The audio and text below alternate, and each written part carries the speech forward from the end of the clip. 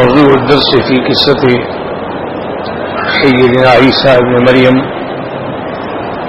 وما آتاه الله من الإنجيل والمعجزات سورة المائدة تفسير ابن كثير. الحمد لله رب العالمين والصلاة والسلام على أشرف الأنبياء وسيد المرسلين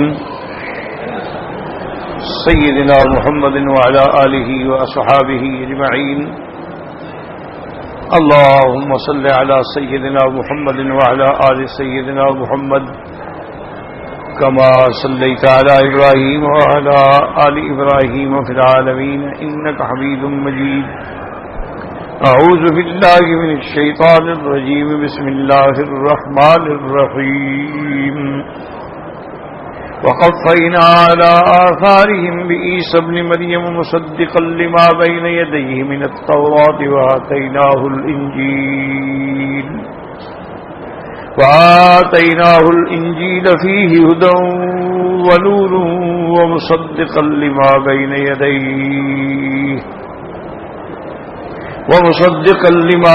يديه من التوراة وهدى وموعظة للمتقين. وليحكم أهل الإنجيل بما أنزل الله فيه ومن لم يحكم بما أنزل الله فأولئك هم الفاسقون. وأنزلنا إليك الكتاب بالحق مصدقا لما بين يديه من الكتاب ومهيمنا عليه فاحكم بينهم بما أنزل الله ولا تتبع أهواءهم عما جاءك من الحق لكل جعلنا منكم شرعة ومنهاجا ولو شاء الله لجعلكم أمة واحدة ولكن ليبلوكم فيما آتاكم فاستبقوا الخيرات إلى الله مرجعكم جميعا فينبئكم بما كنتم فيه تختلفون. وأنحكم بينهم بما أنزل الله ولا تتبع أهواءهم واحذرهم أن يفتنوك عن بعض ما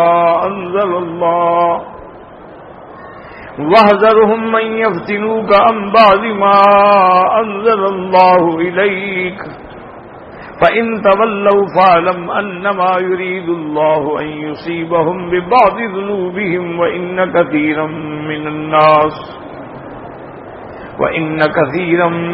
من الناس لفاسقون. أفحكم الجاهلية يبغون ومن أحسن من الله حكما لقوم يوقنون. اللہ تبارک و تعالی نے کلام مقدس میں ان آیات مبارکہ میں ارشاد فرمایا ہے کہ کفینا یعنی اتبعنا بنی اسرائیل کے بعد اسی نقش قدم پہ ہم نے بھیجا حضرت عیسیٰ ابن مریم علیہ الصلاۃ والتسلیم مصدقا لما بین یدیہ تصدیق کرنے والے جو آپ سے پہلے گزری من التورات جو تورات آپ سے اس کی تصدیق فرمانے والے اور وآتیناہ الانجیل ہم نے اس کو انجیل آپ کو انجیل عطا فرمائی جس کے اندر ہدایت بھی ہے نور بھی ہے اور مصدقا لما بین یدیہ من التورات اور تصدیق کرنے والی ہے جو اس سے پہلی کتاب گزری ہے تورات وہدن ہدایت ہے وموعظۃ للمتقین یعنی ڈرنے والوں کو برائیوں سے روکنے والی ہے نصیحت ہے زجر ہے. وَلْيَحْكُمْ أَهْلُ الْإِنْجِيلِ بِمَا أَنزَلَ اللَّهُ فِيهِ اب چاہیے اہل انجیل کو کہ اسی کے مطابق فیصلہ کریں جو اللہ نے اتارا ہے اس میں.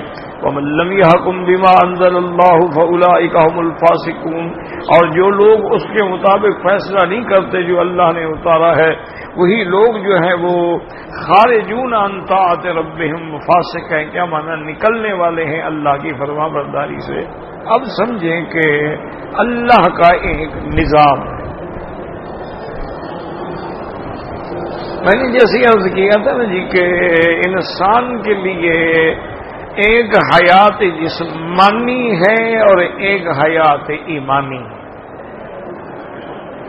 یعنی مخلوق کا ایک نظام ہے جس کا تعلق ہمارے جسم سے ہے، جسمانی نظام، اور ایک ہے جس کا تعلق ہمارے روح سے ہے۔ ہر حیوان جو ہے وہ روح اور جسد سے مرکب ہے، جسد نہ ہو تو روح کا برتن ہی نہیں ہے، ظرف ہی نہیں ہے، تو روح کہاں رہے گا، اور اگر روح نہ ہو تو پھر وہ میت ہے۔ تو یہ دونوں چیز اللہ تبارک و تعالیٰ چونکہ ارحم الراحمین ہیں اور اپنے بندوں پہ بہت زیادہ مہربان، جیسا کہ صحیح حدیث مبارک میں ہے کہ ایک غزوے کے موقع پر، جنگ کے موقع پر جب جنگ ختم ہو گئی تو ایک عورت کا ایک ہی بیٹا تھا، وہ مل نہیں رہا، وہ بیچاری دوڑ رہی، ڈھونڈ رہی اور دیکھتی، اور زخمی پڑے ہیں، کوئی بیچارے شہید ہو چکے ہیں، کوئی تڑپ رہے ہیں، وہ ان کو ایک ایک کے چہرے کو دیکھ رہی ہے، ٹٹول رہی ہے، لیکن اس کو اپنا بیٹا نہیں مل رہا، تو ایسے پاگلوں کی طرح، مجنون کی طرح، دیوانوں کی طرح بیچاری بھاگ گئی، کیونکہ ماں کا جو محبت ہے، تعلق ہے، وہ ساری کائنات میں، مخلوق میں اور کسی میں نہیں ہے۔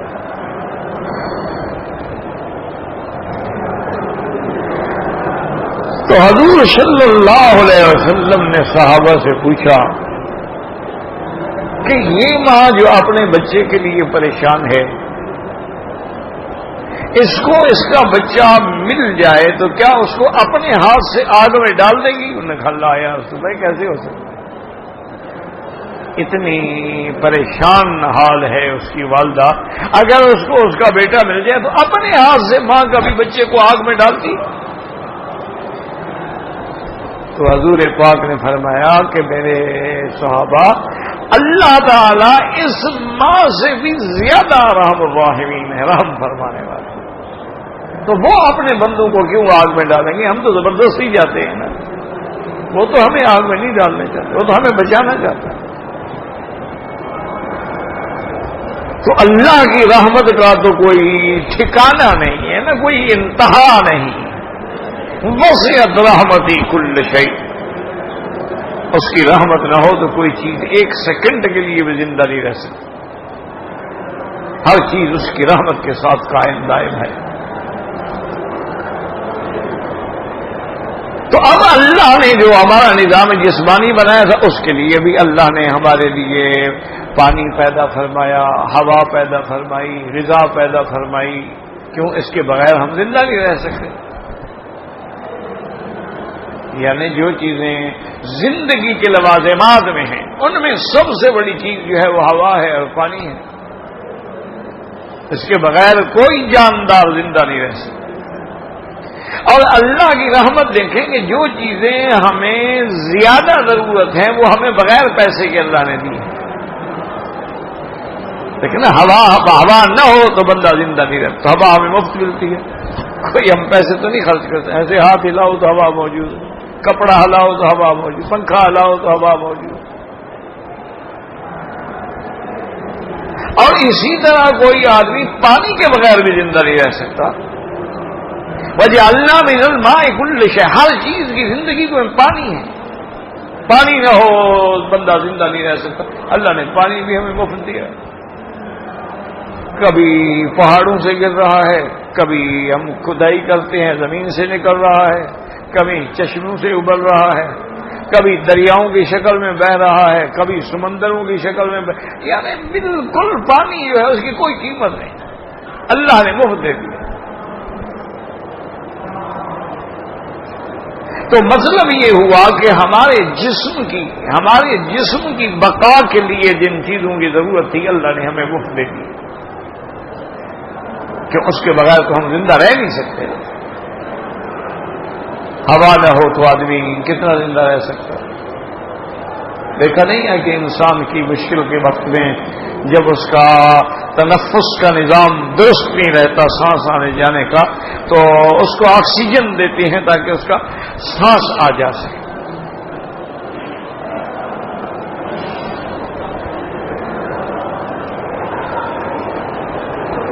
اور اسی طرح پانی ہے جیسے وہ تاریخ میں ہے کہ ہارون الرشید شکار کھیلتے ہوئے راستہ بھٹک گیا، بھول گیا، شکار بھی نہ ملا، اور اتفاق یہ ہے کہ پانی بھی ساتھ نہیں تھا، ساتھی بچھڑ گئے، قافلہ بچھڑ گیا، صرف ایک آپ اور ایک ان کا وزیر تھا جو کٹھے رہے، باقی کوئی بھی ساتھ نہیں رہا. اور ہارون رشید نے کہا کہ بھی اب تو پانی کے بغیر میری جان نکلتی ہے. پانی، انہوں نے کہا دعا کرو بس اللہ دے دے، قادر ہے، یہاں تو سارا ہے. تو بہرحال انہیں ایک خیمے پہ نظر پڑی تو ہارون رشید نے گھوڑے کو دوڑایا اور خیمے پہ پہنچے اور گھوڑے سے اترے. اور وزیر نے یہ نہیں کہا کہ بادشاہ ہے یا کون ہے، انہوں نے کہا بھی ہمیں شدید پیاس لگی ہے، پانی چاہیے. جی صبر کریں. وہ جلدی سے بندہ جو خیمے والا تھا وہ دوڑا اور وہ برتن میں، پیالے میں، گلاس میں جو تھا پانی بھر کے لے آیا. جلدی سے ہارون رشید لینے لگا تو وزیر نے کہا حضرت ٹھہر جائیں، جلدی نہ کریں، اب تو پانی آ گیا ہے نا.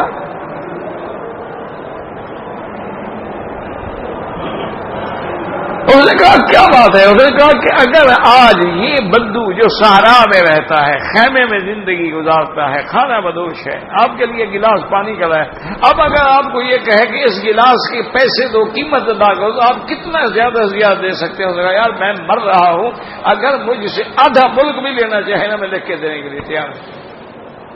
ہم نے اچھا پی لیا. وزیر سمجھدار بھی تھا کہ آدمی گرمی میں شدت میں پیاسا ہو، پیاس شدید ہو تو بعض اوقات پانی پینے سے بھی مر جاتا ہے. پہلے اس کے اعصاب اپنی جگہ پہ آنے چاہیے.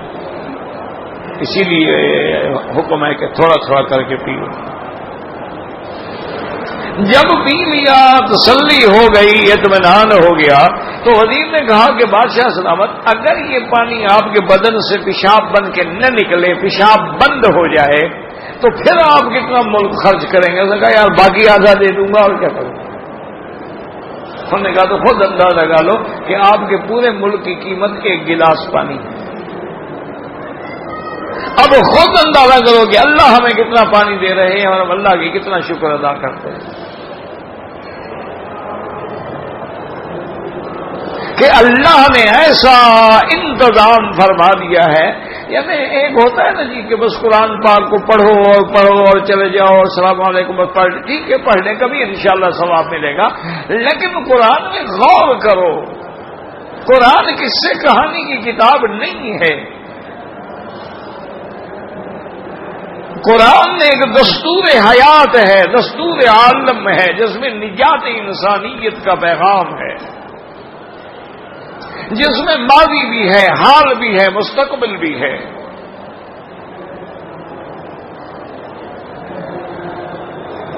اسی لیے ہے کہ قرآن جو ہے نبأ ما قبلکم، تم سے پہلے جو گزرا اس کی خبر بھی ہے، وہ حکم ما بینکم، اور جو تم جس مشکل میں پیش ہو اس کا فیصلہ بھی ہے، اور آنے والے دنوں کے لیے تمہاری نجات کا ذریعہ بھی ہے.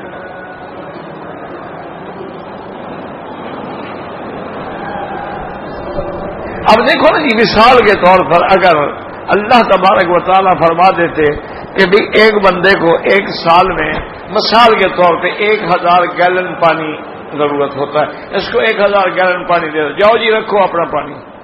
کہاں رکھتے جناب؟ کتنی ٹینکیاں بناتے آپ؟ اور کتنا دن وہ پانی محفوظ رہتا اور اس کا رنگ نہ بدلتا، بو نہ پیدا ہوتی، اس کا شکل نہ بدل جاتی، اس کے اندر خرابیاں پیدا نہ ہوتی. تم تو اس کا انتظام ہی نہیں کر سکتے تھے. یہ جائیں کہ 100 سال کی عمر کا انتظام کرو، تم 1 سال کا بھی نہیں کر سکتے ہو. دیکھا نہیں بڑے بڑے ہوٹل ہیں، اوپر کتنے بڑے بڑے ٹینک ہیں، لیکن صرف ایک تھوڑی سی لیکیج ہو جائے 4 گھنٹے کے بعد پانی ختم. کسی نے اگر ٹوٹی بند نہیں کی وضو کرنے کے بعد، پانی بہتا رہا، شام کو گیا تو پانی ہے ہی نہیں. لیکن اللہ نے کیسے ہمارے لیے انتظام کیا ہے کہ پانی کو پہلے بادلوں کے اوپر، پہاڑوں کے اوپر برف کی شکل میں جما دیا ہے. وہ برف ہے، جمی ہوئی برف، اور اتنی وہ برف ہے، اتنے بڑے بڑے گلیشیئر ہیں کہ آپ ان کے بارے میں سوچ بھی نہیں سکتے ہیں. منجمد شمالی اور جنوبی، ہر چیز برف بن کے جمی ہوئی ہے. اب دیکھیں کتنا اونچی جگہ پہ اللہ نے محفوظ کیا کہ کوئی چیز اس میں پڑ نہیں سکتی، اور وہ ٹھنڈی ہے، کوئی چیز آئے تو مر جائے فوراً، زندہ نہیں رہ سکتی. پھر اللہ نے انتظام فرمایا کہ سورج کی اس کو کرنے لگیں گی، شعائیں لگیں گی، دھوپ پہنچے گی، گرمی پہنچے گی، تو پھر وہ آہستہ آہستہ پگھلے گے، اور پھر وہ پانی جو ہے دو طریقوں سے آئے گا. ایک تو ہے کہ عروق الجبال، پہاڑوں کے رگوں کے اندر چلا جائے گا، اس سے زمین کے اندر چلا جائے گا. اور ایک وہ ہے جو اوپر سے ندی نالوں کی طرح بہتا ہوا نیچے آئے گا، آگے دریا بنیں گے، دریا سے نہریں بنیں گی، نہروں سے پھر آپ نالے بنائیں گے، پھر آپ کے گھروں کو اور کھیتیوں کو وہ پانی پہنچے گا. اس کا ایک نظام اللہ نے بنا دیا ہے. اچھا، اگر یہ پھر زمین کے اندر جو گیا تھا اس کا بھی نظام بنا دیا ہے کہ جب چاہو کھود کے نکال لو.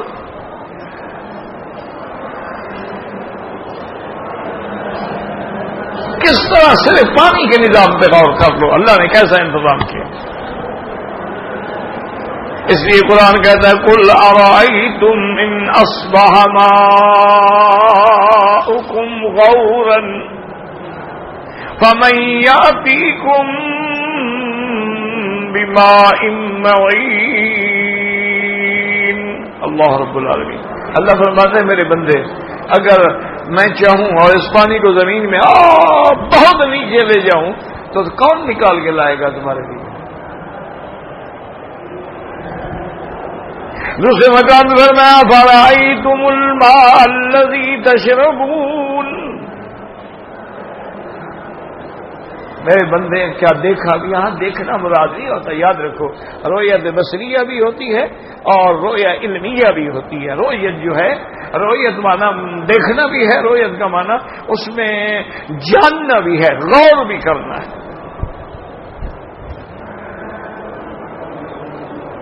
جیسے اللہ فرماتی ہے الم تر کیف فعل ربک باصحاب الفیل. کیا میرے محبوب آپ نے نہیں دیکھا؟ حالانکہ حضور تو اس واقعے میں موجود ہی نہیں ہے. جب ہاتھی آئے تھے نا اسی سال تو حضور پیدا ہوئے ہیں. ولد سنۃ الفیل، حضور کی پیدائش جو ہے اسی سال ہے. لیکن اللہ فرماتے ہیں الم ترى، کیا تم نے نہیں دیکھا؟ تو انہوں نے مانا ہے الم تعلم یا محمد، کہ رہا رؤیت سے مراد رؤیت علمی ہے. کیا حضور آپ کو پتہ نہیں چلا؟ اچھا، تعلم کے بجائے علم ترى کیوں کہا؟ کہ واقعہ اتنا مشہور ہے گویا ہماری آنکھوں کے سامنے ہو رہا ہے، چونکہ ایسا واقعہ کبھی ہوا ہی نہیں تھا مکے میں. نبی بلاد عرب میں انہوں نے کبھی ہاتھی نہیں دیکھے تھے، ان کو پتہ ہی نہیں تھا ہاتھی کیا بلا ہوتی ہے. اور پھر ہاتھیوں کو چھوٹے چھوٹے پرندوں سے مروا ڈالنا، ان کا بھرتا بنا دینا، فجعلہم کعصف ماکول، ایسے ہو جائیں گے جیسے جانور گھاس چبا چبا کے چگالی کر کے پھینکتا، ایسے ہو جائیں گے. اسی یہاں بھی اللہ یہی فرمایا افرأیتم الماء الذی تشربون. میرے بندے کیا تم نے غور کیا ہے یہ جو پانی تم پی رہے ہو کہ بس آیا اور پی گیا اور کھا گیا اور صبح شام کھا رہے ہیں، ڈکار ہی نہیں لیتے، کبھی نماز کی توفیق نہیں ہوئی تو اور کیا سوچیں گے؟ اگر تم کھانے کے لیے پیدا ہوئے تو کھانا تم سے بھینس زیادہ کھاتی ہے، گائے زیادہ کھاتی ہے، گدھا گھوڑا زیادہ کھاتا ہے، پر تمہارے پیدا ہونے کی کیا ضرورت تھی؟ افرأیتم الماء الذی تشربون انتم انزلتموه من المزن ام نحن المنزلون. اللہ فرماتے ہیں میرے بندے غور کرو، اس کو بادلوں سے تم نے اتارا ہے کہ ہم نے اتارا ہے؟ یاد رکھو کبھی پانی براہ راست آسمان سے برستا ہے اور کبھی پانی جو ہے وہ بادلوں سے برستا ہے. اس لیے قرآن کہتے ہیں انزل من السماء ماء مبارکا، ہم نے آسمان سے پانی اتارا. تو آپ پانی آسمانوں سے بھی اترتا ہے براہ راست، اور اللہ نے وہاں بھی اس کے یعنی سسٹم رکھا ہوا ہے کہ کتنا اتارنا ہے اتنا اترتا ہے، اس سے زیادہ نہیں اتر سکتا. اسی لیے حدیث میں آتا ہے حضور نے فرمایا دو موقع ہیں کہ ایک تو پانی کے جو خزان ہیں اللہ کے دریا ہیں اور ٹینک ہیں ان پہ فرشتے بھی قابو نہیں پا سکے. جب اللہ نے حکم دیا نوح علیہ السلام کے زمانے میں ابواب من ابواب السماء بماء منہمر، بس نکل گیا پانی، حتیٰ کہ ملائکہ بھی نہیں روک سکے. لما تغل ما، تغا کا معنی کیا ہوتا ہے؟ حد سے نکل جانا.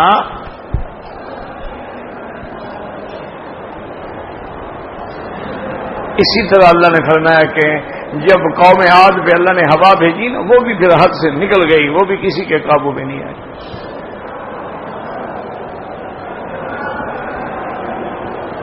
تو پانی کا بھی ایک نظام ہے کہ کتنا اتارنا ہے کتنا اترنا ہے، یہ تو آسمانوں سے ہے. اچھا ایک ہے بادل. بادل کیسے بنتے ہیں؟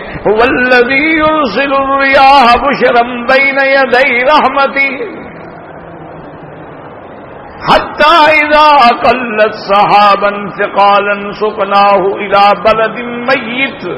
اللہ ہوائیں بھیجتے ہیں خوشخبری لانے والی، ٹھنڈی ٹھنڈی ہوا چلتی. دیکھا نہیں آپ یار کہیں بارش ہو رہی ہے، معلوم ہوتا ہے بارش آنے والی ہے.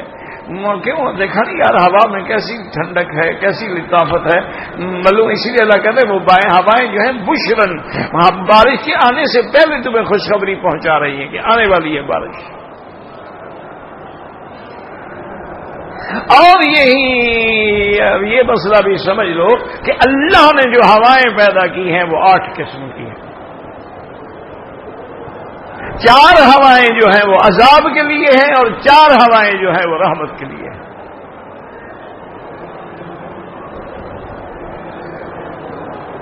اور یہ بھی یاد رکھیں کہ جب قرآن میں لفظ ریاح ہو تو اس سے مراد رحمت والی ہوائیں ہوتی ہیں، اور اگر ری ہو تو اس سے مراد عذاب والی ہوا ہوتی ہے.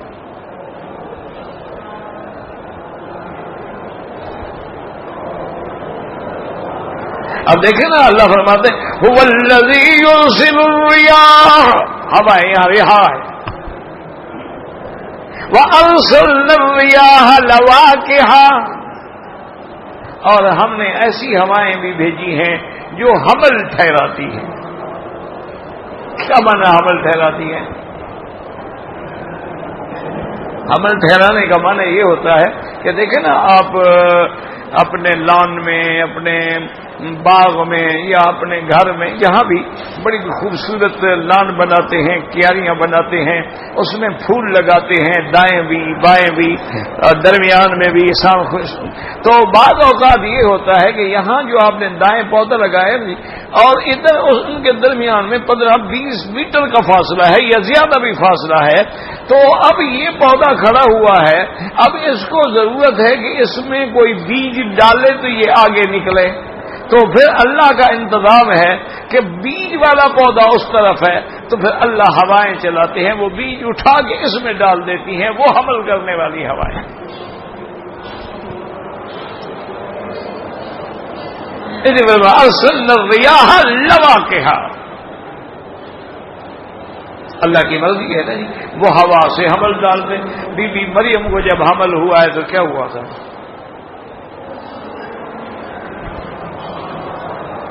وَنَفَخْنَا فِيهِ مِن رُّوحِنَا وَصَدَّقَتْ بِكَلِمَاتِ رَبِّهَا وَكَانَتْ مِنَ الْقَانِتِينَ. اللہ نے فرمایا کہ ہم نے حکم دیا جبریل کو کہ جاؤ روح پھونکو. اب جبریل علیہ السلام سامنے کھڑے ہیں، بی بی مریم کھڑی ہے، تو وہیں سے کھڑے کھڑے حضرت جبریل نے پھونک ماری تو اس کے قمیص کے دامن سے ہوتی ہوئی اللہ نے جہاں چاہا وہاں جا کے روح نے قرار پکڑ لیا. وہ تو روح تھی نا. تو اللہ ہواؤں سے بھی جو چاہے بندے کو زندہ کر دیں. اللہ کے نظام عالم پہ تم نے غور نہیں کیا ہے. اب دیکھیں نا جی کہ صرف پانی کے انتظام پہ غور, اس لیے اللہ فرماتا ہے اچھا وہ بادل کیا ہے, وہ ہوائیں چلتی ہیں کبھی کبھی تو وہ دریاؤں سے نمی جو ہے نا, دریا کے اوپر جو نمی ہوتی ہے پیدا ہوتی ہے اور اس کے اندر جو بخارات اور قطرات پیدا ہوتے ہیں ان کو لے کے دیا جاتی ہے اور پھر اوپر جا کے وہی بادل بن جاتے ہیں.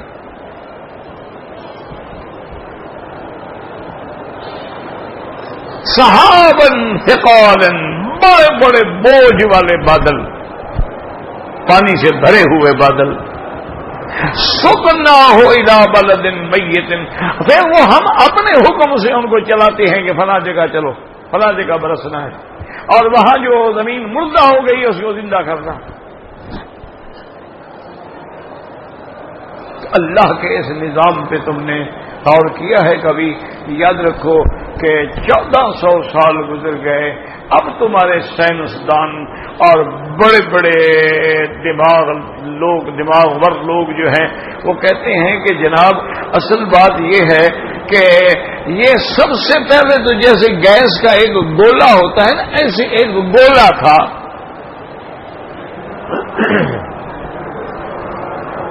وہ گیس کا گولا جو ہے نا جی, وہ کہتے ہیں کہ جب وہ پھٹا ہے نا, وہ پھٹ گیا تو اسی سے یہ اجرام سماوی جو ہے وہ پیدا ہوئے.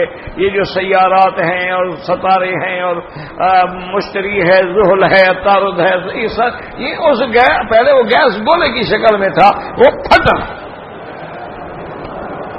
تو اس سے یہ اجرام سماوی پیدا ہوئے ہیں. اور وہ یہ بھی کہتے ہیں کہ یہ جو کائنات ہے یہ ابھی پھیلتی جا رہی ہے, پھیلتی جا رہی ہے, پھیلتی جا رہی ہے, اور ایک وقت آئے گا یہ پھر سکڑنا شروع ہوگی. آج جدید سائنس کی تحقیق کریں نا جی, آپ ان کی کتابیں پڑھیں تو وہ کہتے ہیں کہ یہ اجرام سماوی جو ہیں یہ سب سے پہلے ایک گولا تھا, گولا پھٹ گیا, سیارات بن گئے. اچھا جی, اس کے بعد وہ کہتے ہیں کہ پھر یہ جو کائنات ہے نا یہ پھیلتی جا رہی, بڑھتی جا رہی, بڑھتی جا رہی, بڑھتی جا رہی.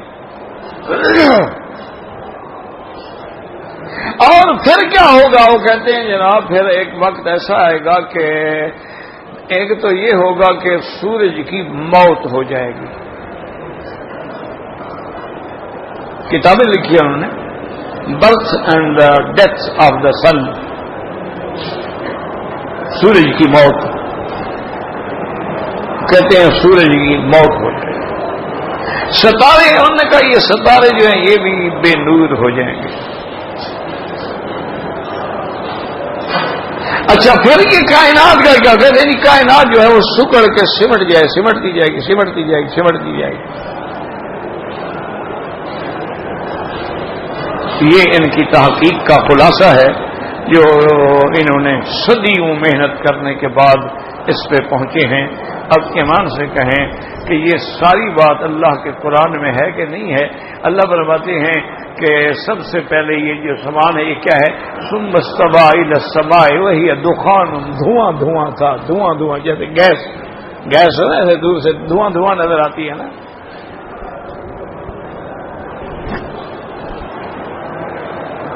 اور اسی طرح اللہ نے فرمایا اولم الذین کفروا ان السماوات والارض کانتا رتقا, یہ آسمان زمین سب کچھ ملا ہوا تھا ایسے, جیسے وہ کہتے ہیں نا ملا ہوا تھا, پھٹ گیا. ففتقناها, پھر ہم نے اس کو پھاڑ ڈالا.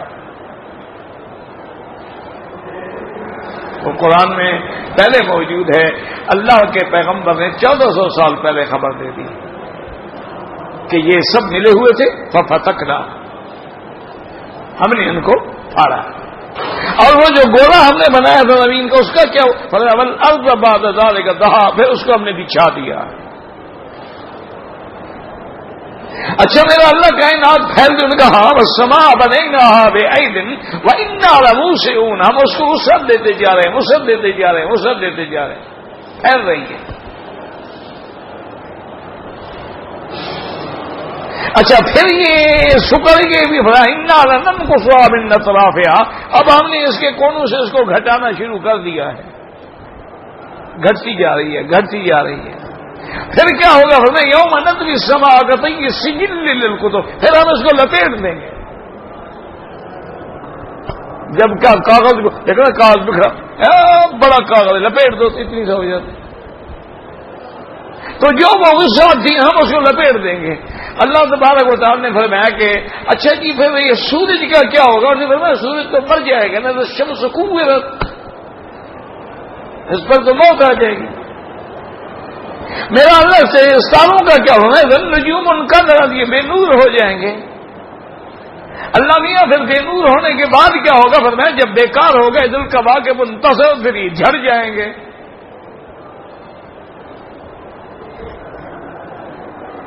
اور یہ ساری گرمی کی شدت جو ہے تو پھر جب وہ نیچے پہنچے گی تو کیا ہوگا؟ بہار و فجرت، پھر سمندر جو ہے وہ آگ سے بھر جائیں گے۔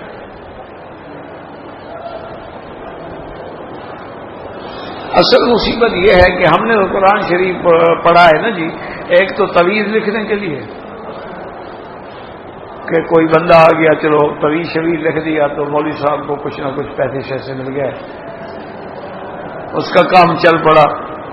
50-100، خیر اب تو خیر مولوی صاحبان بھی 50-100 پہ راضی نہیں ہوتے، اب تو طویل بھی ہزاروں کے ہیں، تو 5-10 پاگل بھی مل جائیں تو اچھا خاصا اس کی کمائی ہو جاتی ہے نا۔ اللہ کے بندے، جب تک قرآن پاک اترا نہیں تھا اس وقت کون طویل لکھتا تھا؟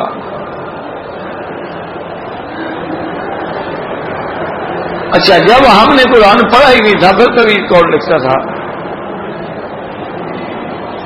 ویسے دیکھو یار، دیکھو میں ویسے قائل ہوں قرآن پڑھ کے دم کرنا جائز ہے، پانی پہ دم کرو جائز ہے، ہاتھوں پہ دم کر کے بدن پہ پھیرو جائز ہے، اور اگر قرآن کی کوئی آیت لکھ کے بتاؤ تعویذ بھی رکھی جائے تو میں انکار نہیں کرتا اس کا۔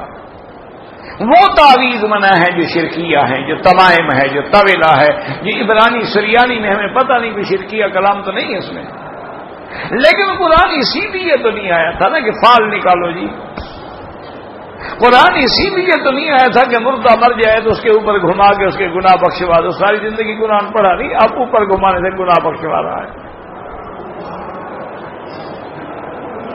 اور کوئی بڑا آدمی مر جائے تو کرایہ پر مولوی بلا لو اور قبر پہ خیمہ لگا کے بٹھا دو، سارا دن قرآن پڑھتے۔ میں کہتا ہوں کیا مت تک پڑھتے رہیں، ڈھیلے کا فائدہ نہیں ہوگا اگر اس کے اندر ایمان نہیں ہے نا۔ آپ کا کیا خیال ہے؟ یہ مکے کے بڑے بڑے جو کافر تھے، جو یعنی کٹے کافر تھے، دشمن تھے میرے مدنی محمد مصطفیٰ کے، وہ مکے مدینے میں مر کے دفن ہو گئے، بخشے جائیں گے؟ عبداللہ ابن ابی کہاں دفن ہوئے؟ جنت البقیع میں۔ ابی لہب، عتبہ، عتیبہ، شیبہ، ربی، سارے دشمنان اسلام یہ کہاں مکے مدینے میں مر گئے تو کیا بخشے جائیں گے؟ وہ آپ کے ہاں کوئی گانے والی عورت تھی، اللہ معاف کرے، نام میں نہیں رہتا کسی کا بھی، اللہ اس کے گناہ بھی معاف کرے، ہم کسی کے بارے میں برا کبھی نہیں کہتے انشاءاللہ، کیونکہ جو بھی مر جائے نا موت کا مقام مشکل ہے، اللہ اس کی منزل آسان کرے۔ کوئی بھی پتہ ہے ہم اس سے زیادہ گناہ گار ہوں، وہ ذرا بدنام ہو گئی، نامور ہو گئی، ہمارے گناہوں پہ پردہ پڑا ہوا ہے۔ تو بہرحال یعنی وہ بڑی محبت اور عقیدت سے مجھے کہنے لگا کہ حضرت آپ کو پتا ہے کہ فلاں ہماری گلوکار جو تھی 27 رمضان کو فوت ہوئی، اس کا جناب خاتمہ دیکھیں کیسا شاندار ہوا ہے۔ میں نے کہا ابو جہل رمضان میں مرا تھا تو اس کا خاتمہ بھی اچھا ہو گیا۔ ابو جہل کی موت جو ہے وہ بھی رمضان شریف میں ہے، تو بخشا جائے گا انہیں، آگے جہنم کے دروازے بند ہوں گے، ابو جہل کے تو مزے آ گئے نا۔ کیا کہہ رہے ہیں؟ اللہ نے عقل چھین لیا۔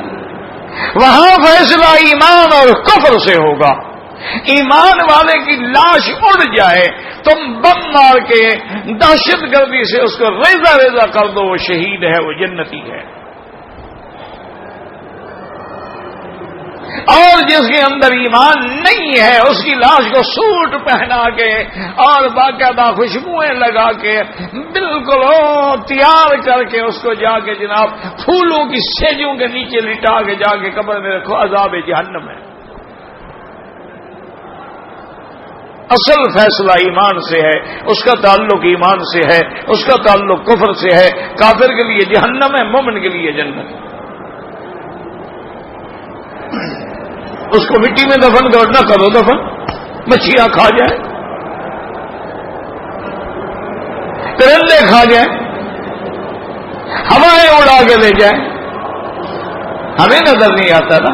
اس لیے ہے نا کہ ایک آدمی نے اپنی اولاد کو نصیحت کی، جب میں مر جاؤں تو بیٹا میری لاش کو آگ لگا دینا، جب وہ راکھ بن جائے راکھ کو 3 حصے کرنا، ایک دریا میں بہا دینا، ایک جا کے ہواؤں میں اڑا دینا، اور ایک جا کے پہاڑوں کی چوٹیوں کے غاروں میں پھینک دینا۔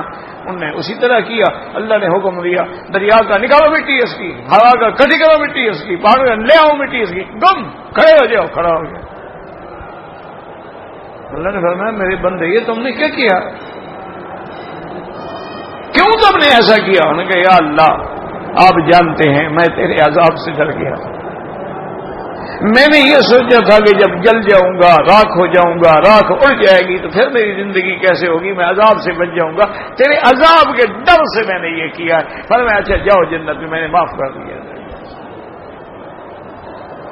تو ڈر گیا ہے تو بچ گیا۔ اسی لیے ہمیشہ یاد رکھو خدا کے لیے قرآن پڑھا کرو۔ قرآن نے ایسے ایسے مسائل سلجھا دیے ہیں کہ دنیا کے سائنسدان، دنیا کے متکلمین، دنیا کے اصحاب العقول اور معقولات کے ماہرین جو ہے دنگ رہ گئے کہ ایک نبی امی نے مکے میں بیٹھ کے یہ مسئلہ حل کیا ہے،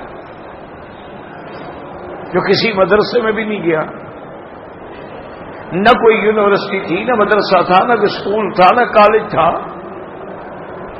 ایک بہت بڑا ڈاکٹر ہے، مجھے اس کا نام ابھی دماغ میں نہیں آ رہا، الحمدللہ مسلمان ہو گئے، وہ گائنی کا یعنی عورتوں کی بھی امراض ہوتی ہیں نا، زنانہ ولادت کے اور دیگر امراض، اس کا وہ انٹرنیشنل لیول کا ڈاکٹر ہے، اور اس کی جنرل یعنی کتابیں جو لکھی جاتی ہیں وہ میڈیکل کالجوں میں پڑھائی جاتی ہے، اتنا بڑا ڈاکٹر، اتنا بڑا پروفیسر۔ اس نے کہا کہ ایک دن اتفاق سے میں سفر میں تھا تو مجھے اللہ کے قرآن کی یہ آیت سننے کا موقع ملا کہ اللہ فرماتے ہیں وَلَقَدْ خَلَقْنَا الْإِنسَانَ مِنْ سُلَالَةٍ مِنْ طِينٍ، ہم نے انسان کو پیدا کیا مٹی سے، اور اس کے بعد فرماتے ہیں کہ ثُمَّ جَعَلْنَاهُ نُطْفَةً فِي قَرَارٍ مَكِينٍ، پھر اس نطفے کو ہم نے ایک خاص جگہ پہ یعنی رحم مادر میں ٹھہرایا ہے، ثُمَّ خَلَقْنَا النُّطْفَةَ عَلَقَةً، پھر نطفہ جو ہے وہ علقہ بنتا ہے، ثُمَّ خَلَقْنَا عَلَقَةً مُضْغَةً، وہ علقہ ایسے جیسے اپنا جونک ہوتی ہے جو خون نکالنے کے لیے لگواتے ہیں جونکیں، وہ جونک کی شکل اختیار کرتا ہے، ثم خلقنا العلقۃ مضغۃ، پھر وہ خون کا لوتھڑا بنتا ہے، ثم خلقنا المضغۃ عظاما، پھر اس کی ہڈیاں بنتی ہیں، فکسونا العظام لحما، جب اس کا اسٹرکچر بن جاتا ہے، ڈھانچہ بن جاتا ہے، اب اس پہ ہم گوشت چڑھاتے ہیں، ثم انشأناه خلقا آخر، پھر اس کے اندر روح ڈالتے ہیں، فتبارک اللہ احسن الخالقین۔ تو یہ سارا نظام، تو وہ کہتا ہے کہ میں تو دنگ رہ گیا کہ میں اس چیز کا پروفیسر ہوں، میں نے اس پہ پی ایچ ڈی کی ہے، کتابیں لکھی ہیں، لیکن اس میں اتنی تفصیل نہیں سمجھ سکا جو اللہ کے قرآن میں ہے۔ انہوں نے کہا میں اسلامک سینٹر میں گیا، وہاں جا کے ایک عالم دین سے ملا، اور اس کو میں نے کہا کہ تخلیق انسانیت پر جہاں جہاں تخلیق کا ذکر ہے، جیسے اقرا باسم ربک الذی خلق خلق الانسان من علق، جیسے اللہ تبارک و تعالیٰ فرماتے ہیں کہ آدم کے بارے میں ان مثل عیسیٰ عند اللہ کمثل آدم خلقہ من تراب ثم قال له کن فیکون، اور کہیں فرماتے ہیں خلقتہ من طین، اور کہیں اللہ پاک فرماتے ہیں وَلَقَدْ خَلَقْنَا الْإِنسَانَ مِنْ صَلْصَالٍ مِنْ حَمَإٍ مَسْنُونٍ۔ انہوں نے کہا کہ جتنی تخلیق انسانیت پر قرآن میں آیات ہیں وہ مجھے خدا کے لیے ساری جمع کر کے دیں اور اس کا ترجمہ بھی کر کے دیں، تفسیر بھی کر کے دیں، کیونکہ میں نے تو ایک آیت سنی ہے تو میرا دماغ اڑ گیا ہے کہ میری اتنی زندگی گزر گئی ہے، میں اس نتیجے پہ ابھی تک نہیں پہنچا ہوں، اور اس کے یہ قرآن نے کیسے بتا دیا۔ اس عالم نے بہرحال محنت کی، ساری آیات جمع کر کے بمائے تفسیر اس کو دی، اس نے پڑھی اور پڑھنے کے بعد آیا، اس نے کہا جی پہلے تو مجھے کلمہ پڑھا دے، میں غسل کر کے آیا ہوں، میں مسلمان ہوتا ہوں، اشہد ان لا الہ الا اللہ۔ قرآن اللہ کی سچی کتاب۔ اس نے کہا میں نے باقاعدہ جغرافیہ دیکھا، تاریخ دیکھی کہ جب حضور مکے میں پیدا ہوئے ہیں تو کیا مکے میں کوئی تعلیمی ادارہ تھا؟ کیا وہاں کوئی میڈیکل کالج تھا؟ کیا وہاں کوئی میڈیکل کی کتابیں ملتی تھیں؟ کیا وہاں طب یونان تھی؟ وہاں تو طب عرب تھی، اور طب عرب جو ہے وہ تجربے پہ ہوتی ہے، اس کا تعلق قیاسیات سے تو ہوتا ہی نہیں۔ ایک طب یونانی ہے، ایک طب عرب ہے۔ طب عرب ہے تجربہ، جیسے کہ حضور پاک کے جب دندان مبارک آپ کے شہید ہوئے ہیں احد کے دن، اور آپ کے رخسار مبارک پہ زخم آیا ہے، آپ کے سر مبارک پہ وہ خود جو ہے وہ ٹوٹ کے زخمی کر گئی، خون بہ رہا ہے، حضرت علی رضی اللہ تعالیٰ عنہ اپنی ڈھال میں پانی بھر بھر کے ڈال رہے ہیں، بی بی فاطمہ اس زخم کو دھو رہی ہے، لیکن جتنا دھوتی ہے خون بڑھتا چلا جاتا ہے، تو انہوں نے حضرت علی سے کہا کہ بس اب پانی نہ لاؤ اور جلدی کرو کہ ایک جو جسے ہم چٹائی کہتے ہیں نا، حصیر کہتے ہیں عربی میں، چٹائی لے کے آؤ، تو چٹائی ملی، اس کو جلایا، اس کی راکھ بنائی، بی بی فاطمہ نے راکھ لے کے حضور کے زخموں پہ رکھی تو فوراً خون رک گیا۔ اب یہ طب جو ہے اس کو کہتے ہیں طب تجاربی، تجربے کی بنا پر ہے کہ بھئی اس کی راکھ کے اندر جو ہے مادہ قبض ہے، یہ روک لیتی ہے چیز کو۔ یہ دیکھا نہیں کئی دفعہ ہم کہتے ہیں اچھا جلدی کرو سرما ڈال دو، یہ اب کوئی طب تو نہیں ہے نا، تجربہ ہے۔ وہی سرما جلدی کرو سرما ڈالو اس کو۔ سرمے کا کیا تعلق ہے زخم سے؟ لیکن تجربہ ہے۔ اس لیے ہمیشہ یاد رکھیں کہ اس نے جب وہ قرآن پڑھا تو اس نے کہا کہ اللہ کا کلام ہے اور میں مسلمان ہوتا ہوں۔ تو اس لیے اب آپ دیکھیں کہ جو آج 1400 سال کے بعد سائنس کہہ ایمان سے کہ قرآن نے پہلے بتلا دیا ہے کہ نہیں بتلایا؟ اسی لیے اللہ نے قرآن میں فرمایا کہ ما فرطنا فی الکتاب من شیء، ہم نے کچھ بھی نہیں چھوڑا، ہر چیز قرآن میں، تفصیلا لکل شیء، ہر چیز کی تفصیل قرآن میں ہے۔ اسی لیے کسی عالم نے لکھا ہے کہ جمیع العلوم فی القرآن ولکن تقاصر عنہ افہام الرجال، کہ اللہ نے سارے علوم قرآن کے اندر رکھے ہیں لیکن لوگوں کے دماغ وہاں تک نہیں پہنچ سکتے۔ اور قرآن کے علوم سمجھنے کے لیے یاد رکھو میرے بزرگوں، میرے بھائیوں، میرے محترم، میرے عزیز، اس کا آسان نسخہ میں بتا دوں کہ حدیث ہے میرے مدنی پاک کی، حضور نے فرمایا کہ جو آدمی اگر کوئی مسئلہ قرآن کا سمجھے پھر اس پہ عمل کرے تو علمہ ما لم یعلم، اللہ اس کو وہ بھی پڑھا دیتے ہیں جو اسے نہیں پڑھا ہے۔ مانا ہے کہ قرآن پہ عمل کرو، اپنی زندگی قرآن کے تابع کر لو، اپنی زندگی حضور کی سنت کے تابع کر لو، فرمان الہی کے تابع کر لو، پھر یہ ہوگا، نتیجہ کیا ہوگا کہ پھر علوم کھلتے جائیں گے، پھر سینہ کھل جائے گا اور اللہ تبارک و تعالیٰ فہم قرآن عطا فرمائیں گے۔ یہی تو وجہ تھی نا کہ حضور پاک نے رحمت للعالمین نے اپنا ہاتھ مبارک جو تھا ابن عباس کے سینے پہ رکھا اور فرمایا اللہم علمہ التاویل، اللہ میرے ابن عباس کو قرآن کی تفسیر کا علم عطا فرما۔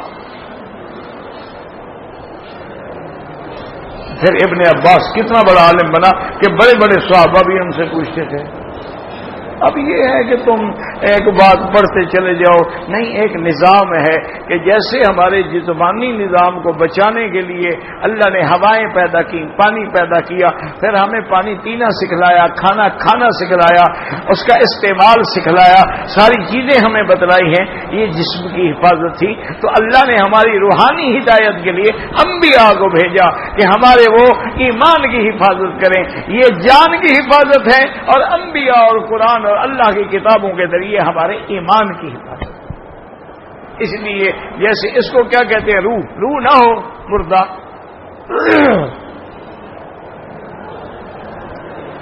اسی طرح اللہ نے جبریل کا لقب کیا رکھا ہے، نزل بہ الروح الامین، اس کا لقب بھی ہے روح، کیوں؟ وہ قرآن لا رہا ہے نا، وہ بھی تو روح ہے نا، وہ اس کے ذریعے ایمان زندہ۔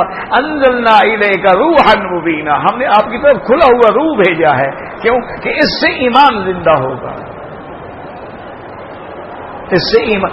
اما الذین آمنوا فزادتهم ایمانا وهم یستبشرون، اللہ نے فرمایا جو ایمان والے ہیں جب قرآن اترتا ہے تو ان کا ایمان بڑھ جاتا، یقین بڑھ جاتا ہے۔ اسی لیے حکمت تھی نا، اللہ نے تھوڑا تھوڑا کر کے قرآن اتارتا کہ آیت جاتی رہے، ہم ایمان والے پڑھتے رہیں، سینے ٹھنڈے کرتے جائیں، ان کے علم اور ایمان میں اضافہ ہوتا جائے، اور پھر اتنا ہو کہ یاد بھی کر سکیں۔ سارا کٹھے بھیج دیتے تو کون یاد کرتا اور کیسے عمل کرتا؟ اس لیے یہ ایک سلسلہ ہے۔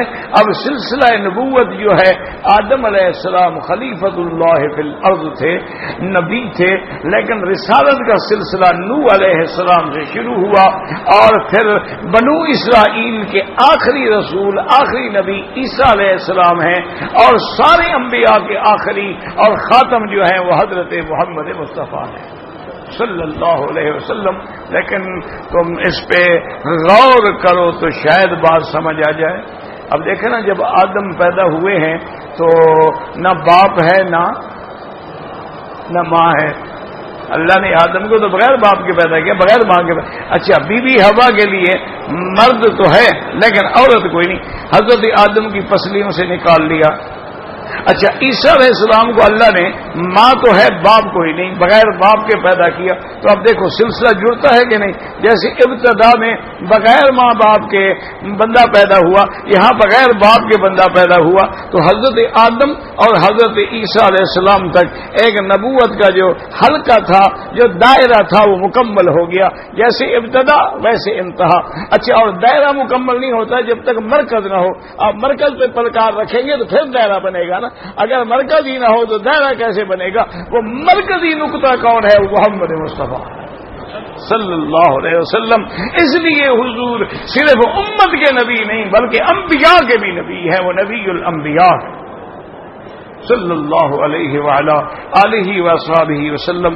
اللہ آپ کو بھی ہمیں بھی قرآن پڑھنے کی، پڑھانے کی، سمجھنے کی، سمجھانے کی توفیق عطا فرمائیں، اور دعا کریں اللہ اخلاص عطا فرمائیں، اللہ ریا سے بچائیں، شہرت سے بچائیں، سمعت سے بچائیں، اپنی رضا کے لیے پڑھنے پڑھانے کی توفیق عطا فرمائیں۔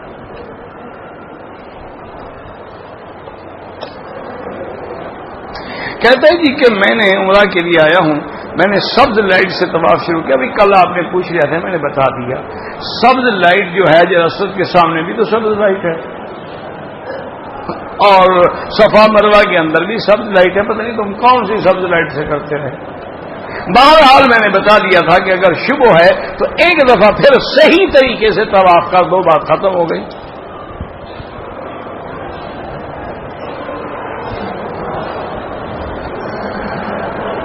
نماز میں امام صاحب سجدے کے عہد پڑھتا ہے تو سجدے میں چلا جاتا ہے، بعض مقتدیوں کو معلوم نہیں ہوتا ہے، وہ رکوع میں کھڑے رہتے ہیں، پھر کیسے سجدہ کریں؟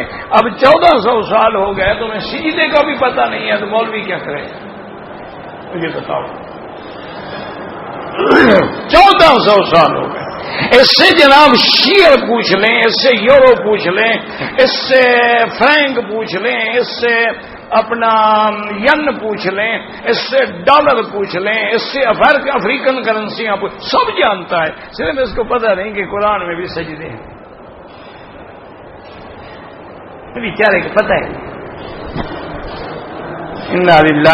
اچھا یہ بھی پتہ نہیں ہے کہ حضور اکثر اوقات جمعہ کے دن فجر کی نماز میں سورۃ الف لام میم سجدہ پڑھتے تھے، اور دوسری رکعت میں سورۃ الدہر هل اتى على الانسان حين من الدهر پڑھتے تھے۔ اگر یہ بھی پتہ ہو، اچھا یہ سارا پتہ بھی نہ ہو، جب امام نیچے چلا گیا تم بھی چلے جاؤ، پر کھڑے کیوں ہو؟ امام کے تابع تو ہو تم۔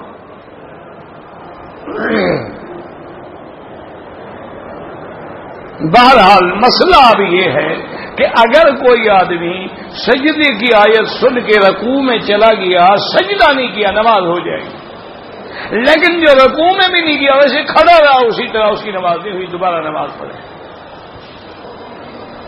تو یار خدا کے لیے اتنا تو سوچ لو کہ الف لام میم وہ شروع کر رہا ہے، سورۃ سجدہ شروع کر رہا ہے۔ اچھا پھر ماشاءاللہ یہاں کے ائمہ تو اللہ کا شکر ہے علماء ہے نا، اس لیے وہ سجدہ بھی لمبا کرتے ہیں تاکہ جو کھڑے ہیں تو ادھر ادھر دیکھ کے کم از کم سجدے میں چلے جائیں۔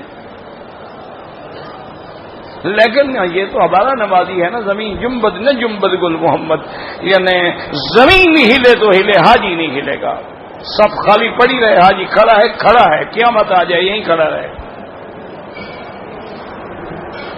نماز میں جی حرکت بنا ہے، وہ اللہ کے بندے حرکت وہ بنا ہے جو بلا ضرورت ہو، یہ تو ضرورت ہے کہ آگے جگہ خالی ہے، وہ حرکت بنا ہے کہ جو بغیر ضرورت کے کپڑوں سے کھیل رہا ہے، موبائل نکال کے دیکھ رہا ہے، گھڑی پہ ٹائم دیکھ رہا ہے، کبھی جناب بال بنا رہا ہے، کبھی ماتھے کی مٹی صاف، یہ منع ہے،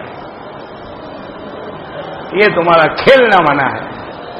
بہت سارے لوگ آپ نے دیکھو کہ بڑے آرام سے بیٹھ، نماز شروع ہوتی ہے ان کو کھرک شروع ہو جاتی، کبھی ادھر کبھی ادھر، کیا پتہ نہیں ان کو اللہ کی ناراضگی ہے کیا ہے، نماز میں خشوع پیدا ہی نہیں ہوتا۔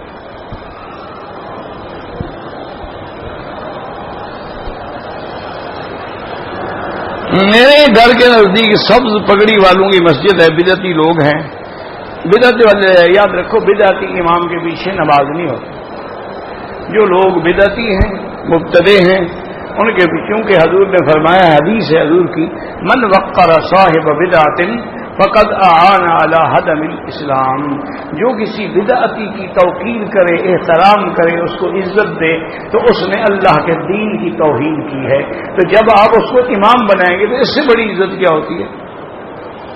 امام تو سب سے بڑی عزت ہے کہ بادشاہ ہو تو پیچھے کھڑا ہوگا، تو لہذا بدعتی امام کے پیچھے نماز نہ پڑھیں، کسی اور مسجد میں پڑھیں جہاں واحد امام۔ اچھا کوئی حل نہ ہو تو پھر اپنی نماز کر دیا کرو گھر میں، بیوی بچوں کو پیچھے کھڑا کر، اور کوئی مسجد نہیں بیچارہ کہاں جائے۔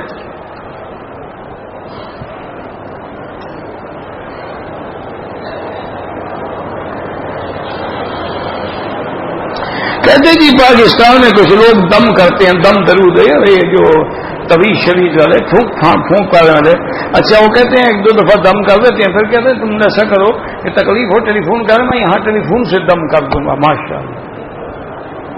اس کی پیری بھی بڑی زور پہ ہے، چشم عالم کو کور رہنے دو اور میری پیری میں زور رہنے دو۔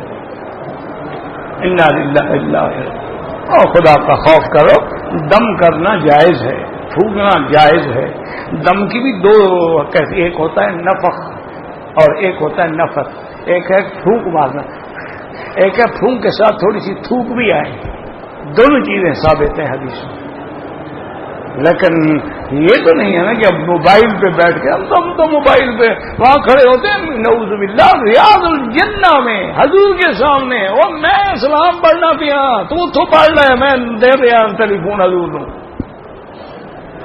یار ایسے ظالم جاہل بے ادب گستاخ، جہاں آواز اونچی کرنے سے عمل برباد ہو جائے تو وہاں ٹیلی فون دے رہے ہو، یہ کیسی قوم ہے یار، خدا رحمت کرے۔ نماز پڑھ رہے ہیں اور ٹیلی فون پہ موسیقی لگی ہوئی ہے، گانے لگے ہوئے ہیں، اور بعض ایسی موسیقی ہے جو عیسائیوں کے چرچ میں، ان کے مندروں میں سروس کے دوران، عبادت کے دوران جو گانا ہوتا ہے اس کی وہ لگی ہوئی ہے۔ اچھا بات کریں نہیں جی میں نے جی بادشاہ اللہ جی میں جی گانے وانے موسیقی نہیں میں نے قرآن شریف ٹیلی فون میں رکھا ہوا ہے گھنٹی کے بجائے، وہ اس سے بڑا گناہ ہے کہ تم حمام میں بیٹھے اور قرآن شروع ہو گیا، اس کا کون ذمہ دار ہے؟ بھئی تم لیٹرین میں بیٹھے ہو گھنٹی آ گئی اس میں تم نے قرآن بھرا ہوا ہے، اذان بھری ہوئی ہے، تو گناہ ہے۔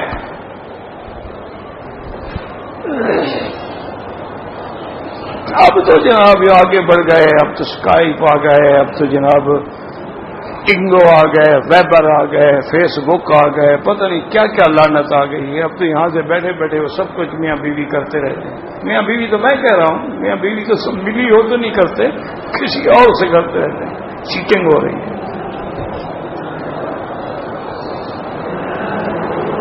اگر ایک دفعہ عمرہ کرنے کے بعد بار بار عمرہ کریں، ہر دفعہ سر منڈانا پڑے گا، بال ہوں یا نہ ہوں۔ اگر کوئی گنجا عمرہ کرے پھر اس کو بھی اس طرح پھروانا پڑے گا چاہے بال نہ ہوں۔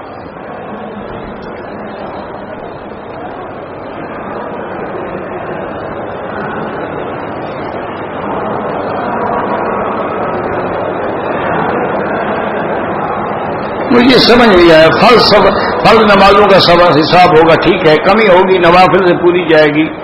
عصر کے بعد ظہر کی سنت کی قضا کی ہے، اس سے فرض نمازوں کی قضا ادا کرنا ہی ثابت ہے؟ نہیں، وہ سنت کی ادا، یہ جو آپ نے ظہر سے پہلے سنت موقدہ چھوڑی ہے وہ قضا سنت موقدہ کی، ایک ہے فرض نماز کی قضا، وہ الگ چیز ہے۔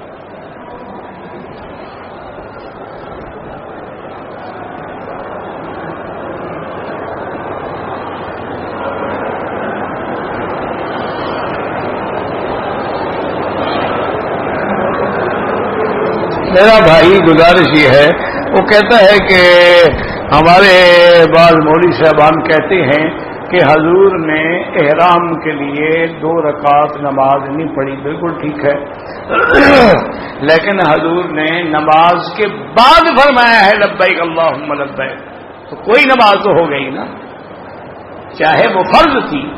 تو مسئلہ یہی ہے کہ اگر آپ نے نماز پڑھی ہے، نماز کے بعد آپ نے لبیک پڑھ لیا، ٹھیک ہے، الگ پڑھنے کی ضرورت نہیں، لیکن اگر آپ نے نماز پڑھی ہی نہیں ہے تو افضل یہ ہے کہ 2 رکعت پڑھ لو۔ کچھ اللہ ہدایت دے۔ اچھا ویسے احرام کے لیے نہیں، ویسے مسجد میں جاؤ تو تحیت المسجد پڑھنے پہ بڑا زور لگاتے، وہی تحیہ پڑھ کے نیت کر، کیا فرق پڑ جائے گا؟ پر اللہ عقل بھی تو دے نا، صرف اعتراض کرنا ہو تو کیا کیا جائے؟ تم تحیت المسجد ہی پڑھ لیا کرو، چلو 2 رکعت احرام نہ پڑھا۔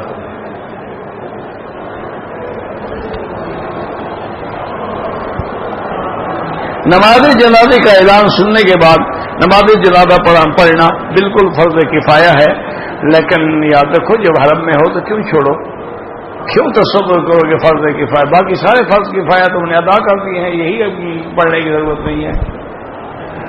بالکل پڑھو، پتہ نہیں ہم پڑھیں گے تو ہمارا جنازہ بھی کوئی پڑھے گا۔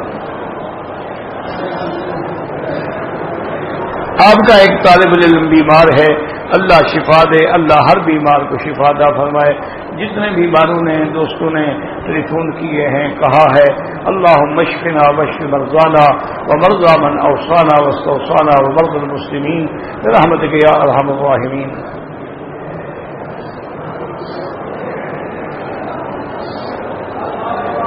کہتے ہیں جی کہ میں نے ارادہ کیا تھا کہ اگر میرا کام ہو گیا تو میں حرم میں 100 ریال کی کھجوریں تقسیم کروں گا۔ اب میرا خیال آ رہا ہے کہ کھجوروں کے بجائے پاکستان کے کسی مدرسے، نہیں جناب آپ کھجوریں تقسیم کریں، جو نیت کی تھی نیت خراب نہ کرو۔ پھر پاکستان کا ثواب اتنا ہوگا جتنا حرم کے کھجوروں کو ہے۔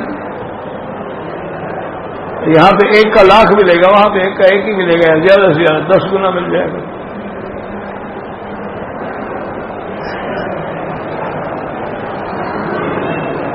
کہتے جی کہ چونکہ یہاں پر تعمیراتی کام ہو رہا ہے تو ہم بعض جگہ حرم میں ایسی جگہ ہوتے ہیں کہ اگلی صفحے نظر نہیں آتی، نہ آئے، لیکن یہ تو اسی حرم کے حکم میں ہے نا۔ اب دیکھیں نا کئی منزلہ ہے، یہاں سے بھی نیچے والی صفحے میں نظر نہیں آ رہی، ہم یہاں اگر نماز پڑھیں گے تو نیچے والی سطح ہمیں نظر نہیں آ رہی ہیں، لیکن یہ تو ایک ہی بلڈنگ ہے، ایک ہی حدود ہے، اسی کے کئی فلور بنا دیں۔